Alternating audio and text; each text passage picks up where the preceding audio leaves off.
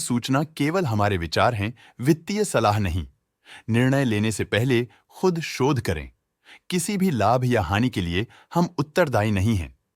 आज हम देख रहे हैं टाटा केमिकल्स लिमिटेड के 2024-25 Q4 की standalone financial performance. Starting with the sales, पिछले क्वार्टर से सेल्स में 4.5% का इंक्रीज हुआ है, मगर कंपनी ने पिछले साल के मुकाबले 12% का सेल्स इंक्रीज रिपोर्ट किया। Expenses 3% quarter on quarter increase हो गए हैं, जो साल भर के 10% के राइज के साथ अलाइन करता है। क्वार्टरली एक्सपेंसेस के कंपैरिजन में सेल्स इंक्रीज होना दिखाता है कंपनी ने अच्छा परफॉर्म किया। ईयरली कंपैरिजन दिखाता है कि कंपनी ने इस साल अपनी परफॉर्मेंस में सुधार किया है। ऑपरेटिंग प्रॉफिट, जो पिछले साल के कंपैरिजन में 20% अप हुआ है, quarter on quarter around 10% increase हुआ है। Operating profit margin (OPM) annual basis पे 1% से इंक्रीज हुआ है और पिछले क्वार्टर के कंपैरिजन में 1% से इंक्रीज हुआ है। एक्सेप्शनल आइटम्स को ऐड करके अदर इनकम पिछले क्वार्टर के कंपैरिजन में 31% बढ़ गई, बावजूद इसकी ईयरली डिक्लाइन -78.5% हुई है। इंटरेस्ट एक्सपेंसेस पिछले क्वार्टर से -2% डाउन हुआ, लेकिन ईयर ओवर ईयर इंक्रीज लगभग 3.5 गुना हुआ है।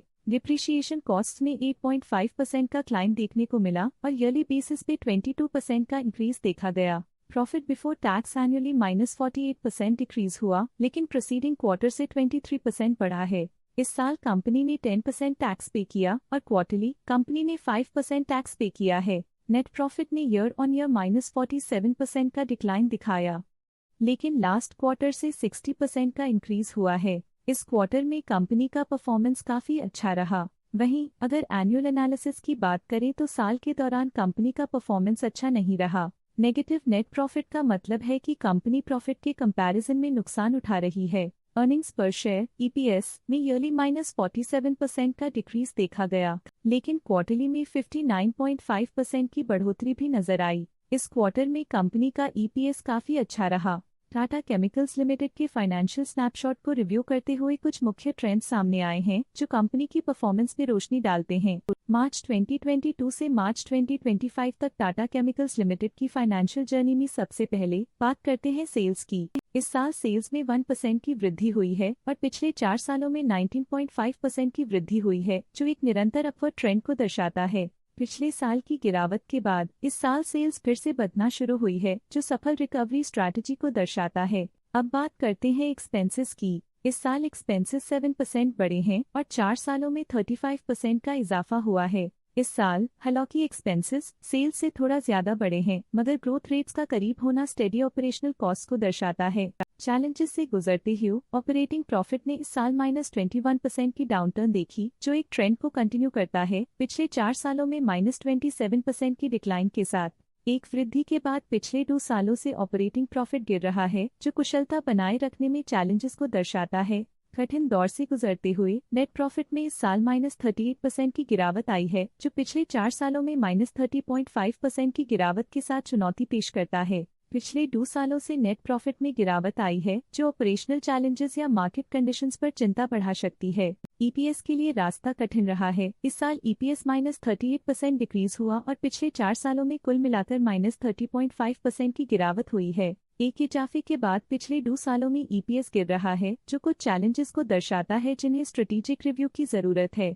चलिए अब बात करते हैं शेयर होल्डिंग पैटर्न की। टाटा केमिकल्स की शेयर होल्डिंग रिपोर्ट्स कुछ इस प्रकार की हैं, जो अननोन 2025 के तक चलता है। ये रिपोर्ट कंपनी के शेयर्स की डिटेल्ड जानकारी देता है, जिसमें promoters, promoter groups, foreign investors, public investors और सरकारी एंटिटीज शामिल हैं। पब्लिक द्वारा हेल्ड शेयर्स का परसेंटेज 26.7% से इंक्रीज होकर 2025 के में 26.72% तक का इंक्रीज से देखा गया। ये चेंजेस स्टेट है कि पब्लिक की इन्वेस्टमेंट कंपनी में क्वार्टर टू क्वार्टर इंक्रीज हुई है। जब कंपनी के शेयर्स का अधिकतम हिस्सा प्रमोटर्स, FII, DII या गवर्नमेंट के पास होता है, तब ये माना जाता है कि कंपनी मजबूत हाथों में है, जो स्थिरता और मजबूत समर्थन को दर्शाता है और इस मार्केट की स्थिरता बनी रहती है। DII डोमेस्टिक इंस्टीट्यूशनल इन्वेस्टर्स ने अपना शेयर होल्डिंग दिसंबर 2024 में 21.68% से 2025 में 21.97% तक इंक्रीज किया। ये बताता है कि डोमेस्टिक इंस्टीट्यूशंस ने कंपनी में अपना इंटरेस्ट 0.29% तक इंक्रीज किया है। फॉरेन इंस्टीट्यूशनल इन्वेस्टर्स की शेयर होल्डिंग में थोड़ा डिक्रीज आया 2024 के दिसंबर से 2025 के में। जो दिखाता है कि फॉरेन इंस्टीट्यूशंस ने अपने स्टेक को क्वार्टर टू क्वार्टर -0.31 से डिक्रीज किया है, जिसे पता चलता है कि उन्होंने अपनी इन्वेस्टमेंट्स को पुल बैक किया है। ये था कंपनी का करंट शेयर होल्डिंग पैटर्न। अब नजर डालते हैं टाटा केमिकल्स के स्टॉक रिकमेंडेशन पे। लोटस स्टॉक का करंट प्राइस 1112.85 रुपीस चल रहा है।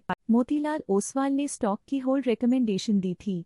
उन्होंने स्टॉक का टारगेट प्राइस 1070 का अनुमान लगाया था। रिकमेंडेशन के समय स्टॉक का प्राइस 1073.7 चल रहा था, जो करंट प्राइस से -5.8% डाउन है। आज के लिए फाइनेंशियल सेक्टर में इतना ही।